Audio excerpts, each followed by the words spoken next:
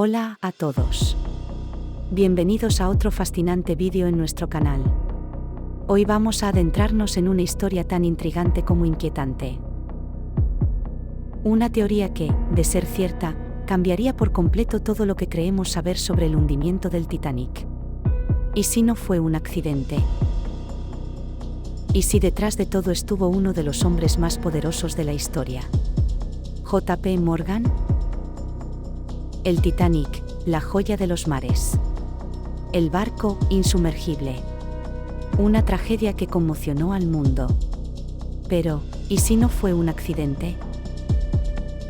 Un hombre reservó un camarote en primera clase, y lo canceló en el último minuto. 3 de sus rivales más poderosos sí embarcaron. Y nunca regresaron. Esta es la oscura teoría sobre el hundimiento del Titanic. Y el supuesto complot de J.P. Morgan. A principios del siglo XX, J.P. Morgan era el banquero más poderoso del mundo. Controlaba el acero. Controlaba los ferrocarriles. Controlaba bancos, gobiernos, y también los océanos. Fue el financista principal de la White Star Line, la compañía que construyó el Titanic. Morgan tenía reservado un lujoso camarote en la cubierta de primera clase del Titanic. Estaba todo listo. Pero, sin una explicación clara, canceló su viaje, justo antes de zarpar. ¿Intuición? ¿Mala suerte? ¿O sabía algo que los demás no? Ahora escucha esto. 3 de los hombres más ricos e influyentes de Estados Unidos también estaban a bordo del Titanic. Benjamin Guggenheim, magnate minero. Isidore Strauss, copropietario de los grandes almacenes Macy's. John Jacob Astor IV, uno de los hombres más ricos del planeta. Los 3 tenían algo en común: se oponían a la creación de la Reserva Federal, el nuevo sistema bancario centralizado que J.P. Morgan impulsaba. Y los 3 murieron esa noche. Morgan, en cambio, se quedó en tierra, tranquilo, a salvo. ¿Coincidencia? ¿O eliminación estratégica?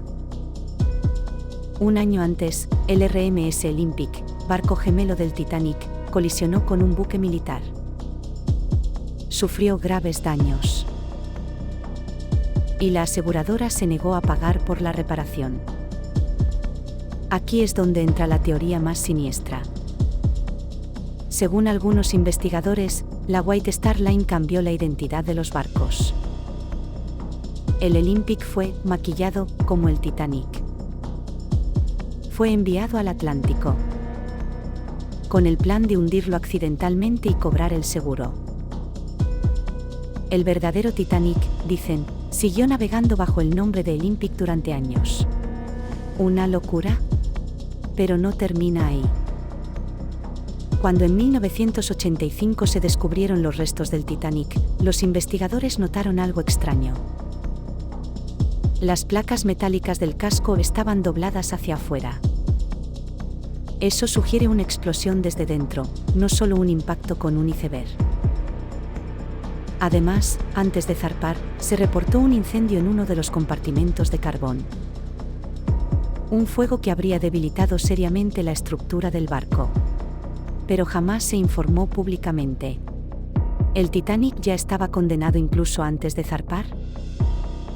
Poco después del hundimiento, la oposición se desvaneció.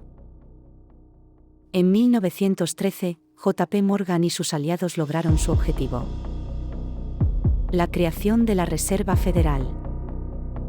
Un sistema que daría a los grandes bancos el control total sobre la emisión de dinero y la política económica de Estados Unidos. No hubo investigación profunda sobre el Titanic. Nadie fue juzgado. El caso se cerró rápidamente. No podemos afirmar que J.P. Morgan hundiera el Titanic. Pero estos hechos sí están documentados. Morgan controlaba la naviera.